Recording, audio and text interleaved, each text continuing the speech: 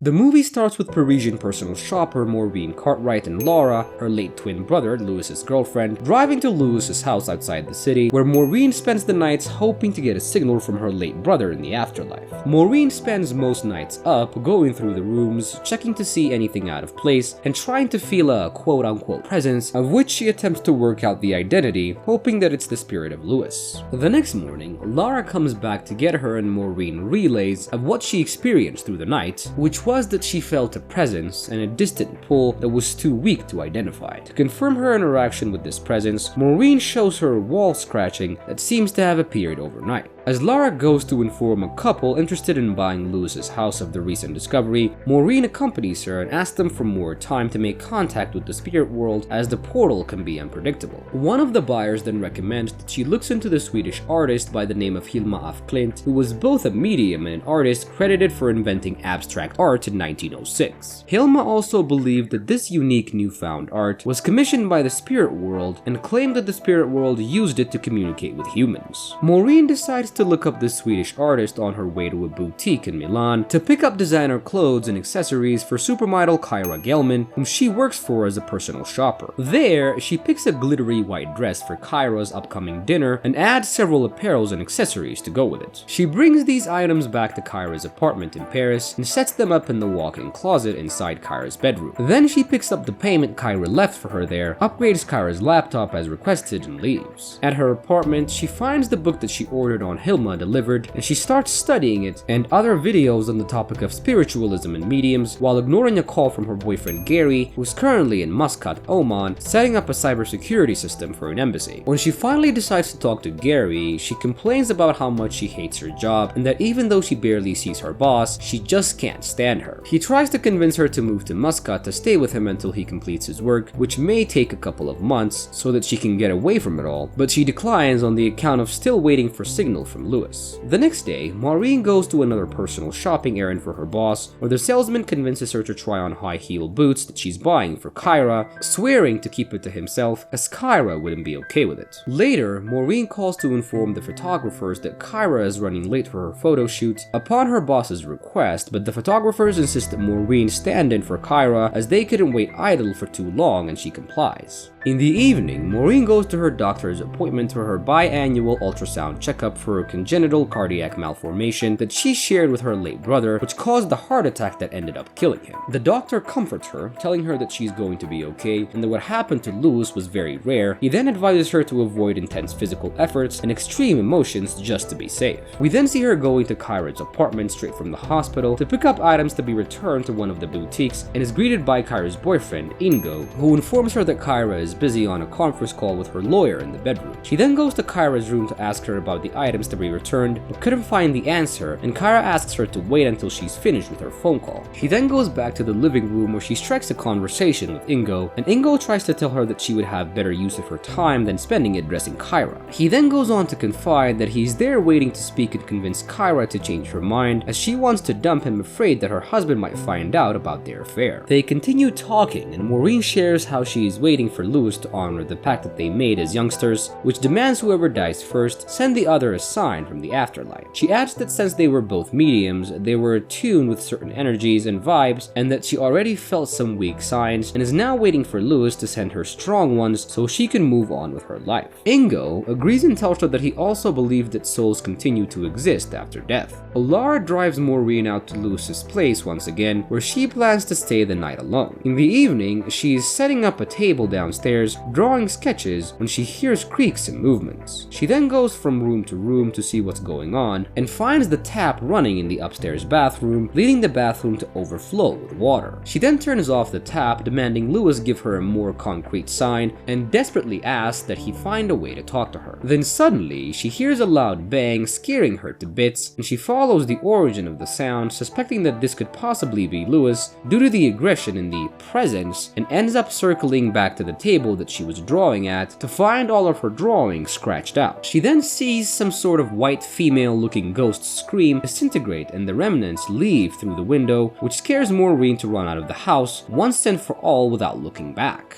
Wait, hold on. Did you subscribe to our channel? Come on guys, you're here, you're watching the video, help us out by hitting the subscribe button as it really helps out me and my team to make more videos for you guys. And now, let's get back to the recap. Back in the city, as Maureen gets onto a train to London to do more shopping for Kyra, she gets a message from an anonymous sender that seems to know where she is and knows where she's heading. After some back and forth, she starts suspecting it's Lewis, and even though she threatens to block the sender, she doesn't go through with it and keeps on talking to them. She gets to London, still talking to the anonymous person, and there she picks up a couple of dresses and catches her train back to Paris, and on the way she continues talking to the stranger, to whom she admits that she wants to be someone else and confesses that she tried her boss's shoes before and enjoyed it because it was forbidden. Back in Paris, she goes to Kyra's apartment to drop off the dresses whilst talking to the stranger, who encourages her to try on Kyra's dresses. Maureen then goes to Kyra's laptop and browses through some of her pictures and heads back to the walk-in closet to try on Kyra's dress, her bra, and her underwear shorts along with her shoes. She then walks around in her boss's apartment texting the stranger and ends up sleeping in Kyra's bed throughout the night and leaves early in the morning without getting caught. Then, Maureen goes to Laura's place and tells her about the angry lost woman ghost that she encountered at Lewis's place the other night and assures her that the ghost wouldn't be back there anymore as it disintegrated, and Lars is revealed to hear this and gives the green light to the couple looking to buy Lewis's house. She then reveals to Maureen that she met an old friend, Irvin, whom she wants to build a future with, and Maureen is a bit surprised but is understanding and supportive. Lara then tells Maureen about a man named Victor Hugo who communicated with spirits through a special table a long time ago. Victor would ask the spirits questions and the spirits would tap once for a positive answer taken as a yes and twice for a negative answer taken as a no. The spirit also taps a certain number of times for the letters in the alphabet, starting with a single tap for A and ending with 26 taps for Z. Maureen then gets back to her apartment to find an envelope in her mail with a key card for a hotel in the Crown Plaza Hotel, together with Kyra's shiny white dress sent from the stranger. She goes to the hotel dressed in the boss's outfit and enters the room using her key card, hoping to finally meet the stranger, but is disappointed to find nobody there. The stranger asks her to take a picture of herself in the dress and send the picture, and she complies, and he adds that she should hold on to the hotel room key as she will be coming back. She then feels suddenly ridiculous and ashamed for going there, and she goes to the lobby of the hotel to ask the front desk for information on who booked the room, but is confused to learn that the room was booked under her name and paid for in advance with cash. Maureen continues to do Kyra's shopping, and she goes to the Cartier to pick up a very luxurious, expensive pieces of jewelry and brings them to Kyra's apartment. She lets herself in and calls out to let her presence be known, but there was no response. As she sets the bags of jewelry down and turns to leave, she notices the apartment is a little messier than usual, which really intrigues her to look around to make sure that everything's okay. As she heads to Kyra's bedroom, she finds the bed and the floor mat soaked in blood. Disturbed, she continues her search for her boss and finds her in the walk-in closet, brutally stabbed to death. Terrified, she runs to the living room and takes a moment to catch her breath, and she starts to leave when she hears a door sliding open and closed. She turns back to the bedroom to see the shadow of the door opening and closing, followed by continuous taps just like in the video's Victor that she had seen. She then flees the apartment on her motorbike to the police station. After a brief interrogation, Maureen is released, and on her way back to her place, the stranger keeps texting her, demanding to know that if she told the cops about their communication. Once in her apartment, she switches off her phone, ignores the text, and calls Gary on her laptop to tell him what happened to her boss and that she wants to stay with him in Mascot. They then decide to have her travel there as soon as the police officially clear her of her boss's murder. Then as soon as she finishes her discussions with Gary, she's horrified to notice the Cartier bag full of the luxurious pieces of jewelry that she's taken to Kyra's place sitting in the corner of her apartment. She then turns on her phone to find a message from the stranger telling her to go to the Crown Plaza right now, and when she was late to respond, the stranger threatens to come to her apartment. As she goes to her door to look through her peephole, she gets a note under her door telling her the same message that urges her to go to the hotel. She then leaves her apartment, buys a new SIM card, discards the old one, and goes to the hotel carrying the jewelry. Inside the room, as she sets the jewelry, something throws one of the boxes out of her hand, and then she hears the door open, and an entity is seen leaving the room through the elevator and out the door of the hotel. Then Ingo was seen leaving one of the Crown Plaza's rooms, going through the elevator out to the streets, where he exchanges shots with a policeman that was there to arrest him. They then manage to subdue and arrest him, and he confesses to murdering Kyra. Then Maureen goes to stay with Lara for a couple of days until she goes to see Gary. At Lara's place, she meets her new boyfriend Irvine, who also used to be Lewis's friend. While the two get to know each other and Maureen gives gives him her blessings, a glass is seen levitating behind them and suddenly drops, breaking into pieces. The next day she travels to Muscat to see Gary and reaches his apartment in the mountains. Once inside, she tries to sit down but is interrupted with some movement in the next room. She then goes up and goes to the next room to see a glass levitating before it drops and breaks. She then believes that Lewis is the presence that she feels and asks him a series of questions, including if it's really him, and he taps once, confessing that it is. He then answers her questions, suggesting that he's waiting for her even though he is not. She thanks him and heads back, but is interrupted by the sound of another movement, and she's scared and she tells him that it could be Lewis, as this one feels like it means harm. She then declares that she doesn't know who it is and asks it to reveal itself. She asks if it's really Lewis, and a silence ensues, and she then asks if it's her, and a single tap is heard, confirming that it is. And that is where the movie comes to an end.